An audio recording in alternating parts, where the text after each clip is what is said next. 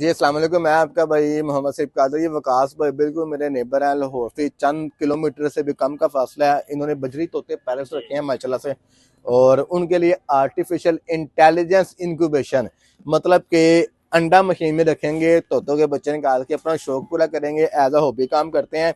और ये वो मशीन है जो कि ब्रिसिया की और आरकम की कापी है, बुनांगी ब्रांड के चाइना के अंदर। वो वाली लाखों रुपए की कीमतें हैं, ये वाली चंद हजार की कीमत है। ऑटो नमी के साथ है कि नमी वाला पंप है, तलाल आ गया हो।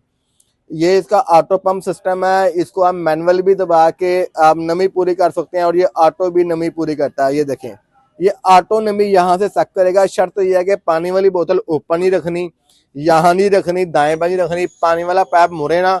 अगर पानी वाला पाइप आपको लगता है कि लंबा है, इसको कटिंग कर लें। एक पाइप एक्स्ट्रा साथ आता है, ये छोटे दो पाइप भी 2-3 शापर में एक्स्ट्रा साथ होते हैं।